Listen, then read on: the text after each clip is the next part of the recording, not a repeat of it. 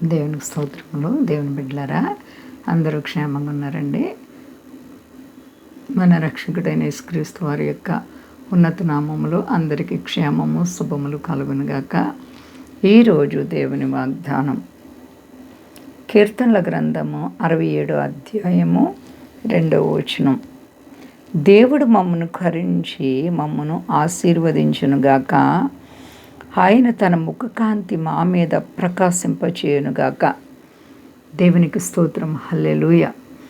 దేవుడు మమ్మను కరుణించి ఆశీర్వదించునుగాక. ఎంత గొప్ప దేవుడో!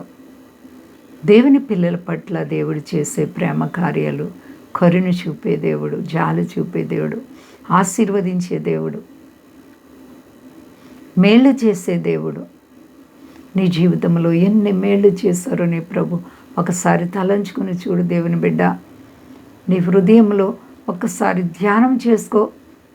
ఆయన తన పిల్లల పట్ల ఎల్లప్పుడూ కూడా ఎడతెగక మేలు చేసే దేవుడు, ఉపకారాలు చేసే దేవుడు. అందుకే ఇక్కడ భక్తుడు మాట్లాడుతున్నారు,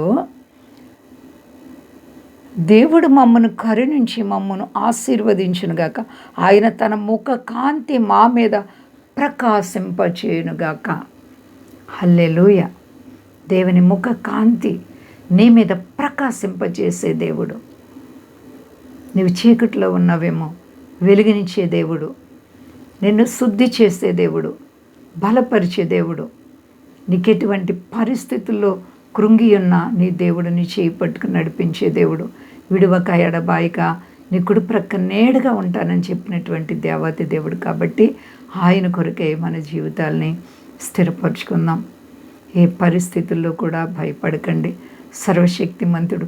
దేవుని బిడ్డలకు ఆయన చిత్తం కాకుండా ఏ కష్టము రాదు. విశ్వాసి యొక్క లక్ష్యము శ్రమల గుండా వెళ్ళడమే. అయినప్పటికీ ఆయన అంటారు, ఆయన కరుణించేవాడు, ఆశీర్వదించే దేవుడు, ఆయన ముఖకాంతి ప్రకాశింపచేసే దేవుడు. ఒకవేళ శ్రమ వెంబడి శ్రమ నీకు వచ్చిన, కృప వెంబడి కృపనిచ్చి ఆదరించే దేవుడు. నయోమి తన జీవితంలో సర్వాన్ని పోగొట్టుకుంది. అయినప్పటికీ దేవుడు తన బిడ్డగా నయోమిని విడిచిపెట్టలేదు. మరి ఎంతగానో మరలా మధురముగా మార్చిన దేవుడు, తన జీవితాన్ని సంతోషపరిచినటువంటి దేవుడు. రూతు ద్వారా నయోమికి గొప్ప ఆనందాన్ని దేవుడు అనుగ్రహించారు. కాబట్టి నయోమిని రూతు ఏ విధంగా హత్తుకుందో అలా నీవు కూడా నీ ప్రభువైన క్రీస్తు వారిని హత్తుకున్నావా? అలాగైతే నీకు భయం లేదు. నీ హృదయవాంఛలు తీర్చి నిన్ను గొప్ప చేస్తారు. ఏ విషయంలో భయపడకండి. అంతా క్షేమంగా ఉన్నారండి. ప్రార్థించుకుందాం. ప్రేమ నమ్మకమైన మా తండ్రి, నువ్వు ఎంత గొప్ప దేవుడవు ప్రభువా. నీవు దయగల దేవుడవు. అవును ప్రభువా, ఎప్పటికీ నీ పిల్లల పట్ల నీవు కరుణ చూపే దేవుడవు, జాలి చూపే దేవుడవు, ప్రేమ చూపే దేవుడవు.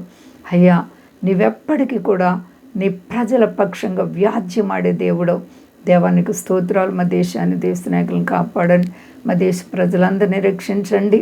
మీ దాసులను కాపాడండి. స్వదేశాల బిడ్డలను కాపాడండి. రోగులైన వారిని ముట్టి బాగుచి, అక్కర్లో ఉన్న వారికి తీర్చండి. రుణాలు సమస్యలు విడిపించి ప్రభు సర్వ ప్రజల్ని చల్లగా కాపాడండి. అన్ని విషయాలు నీపై ఆధారపడిన వారికి నీవు సహాయం చేయి. మహిమ పొంది శక్తి గలేసేనామని అడుగుచున్నాను తండ్రి. ఆమేన్. అందరికీ వందనాలండి. మా కొరకు పరిచయం కొరకు అందరూ ప్రార్థించి ప్రభువారు మిమ్మల్ని, మీ బిడ్డలను, మీ కుటుంబాలను దీవించి ఆశీర్వదించునుగాక. ఆమేన్.